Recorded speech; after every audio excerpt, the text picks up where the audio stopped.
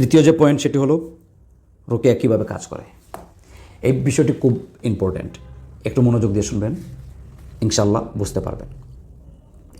রুকিয়া কীভাবে কাজ করে সে বিষয়টি বোঝার আগে আমাদেরকে বুঝতে হবে জাদু কীভাবে কাজ করে। হ্যাঁ,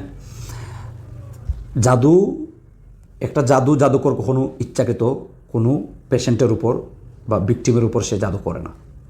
প্রত্যেক জাদুর পিছনেই কিন্তু তৃতীয় পক্ষ বা তৃতীয় কোনো ব্যক্তির হাত থাকে।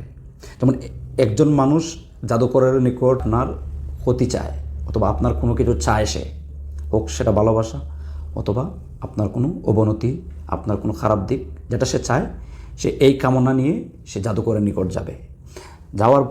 যাবার পর জাদুকর কী করবে, তার অভিজ্ঞতা, তার যোগ্যতা, তার সাধনা অনুযায়ী সে বিভিন্ন ধরনের জাদু প্রয়োগ করবে। সেটা হতে পারে খাওয়ানো জাদু, হতে পারে পান করানো জাদু, হতে পারে মাটির নিচে পুঁতে রাখা জাদু, পুতুলের মাধ্যমে জাদু, হতে পারে ভিকটিমের ব্যবহৃত কোনো বস্তুর মাধ্যমে করা জাদু, ইভেন অনেক ধরনের জাদু আছে।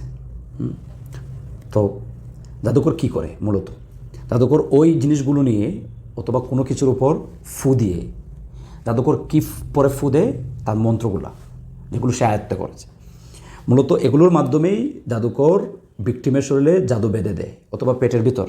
একটা এক্সাম্পল দেয়, যেমন একটা পেশেন্ট খাওয়ানো জাদুতে আক্রান্ত, যেই বস্তু তাকে খাওয়ানো হয়েছে ওই বস্তু কিন্তু স্বাভাবিকের তুলনায় আমরা যদি কোনো কিছু খাবার খাই, খাবার খাওয়ার পর সেটা কিন্তু আমাদের পরিপাকতন্ত্রের ভিতর দিয়ে যায়, যাওয়ার পর সেটা হজম হয়ে বিভিন্ন অঙ্গের মাধ্যমে ছড়িয়ে ছিটিয়ে যায় এবং অবশিষ্ট অংশগুলো ময়লার মাধ্যমে বের হয়ে যায়।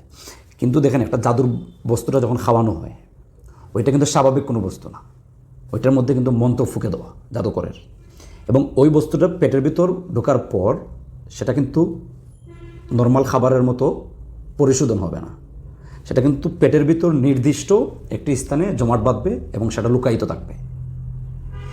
এখন একজন রুকিয়া স্পেশালিস্ট যখন বুঝতে পারবে যে ওই পেশেন্ট খাওয়ানো জাদুতে আক্রান্ত, তখন রুকিয়া জাদুর বিপরীতে যেমন জাদুকর শয়তানি মন্ত্র পাঠ করলো, কিন্তু একজন রুকিয়া স্পেশালিস্ট তার অভিজ্ঞতা এবং শব্দ জ্ঞানের মাধ্যমে সে জাদুর বিপরীতে সে আল্লাহ তাআলার নাম দ্বারা দোয়া পাঠ করবে। হ্যাঁ, জাদু বাতিলের দোয়া করবে এবং তার অভিজ্ঞতা অনুযায়ী পেটের ভিতর থেকে ওই জাদুটা বের করে নিয়ে আসবে এবং পেশেন্ট আপনার স্বাভাবিক ফিল করবে। এইভাবেই মূলত রুকিয়া কাজ করে।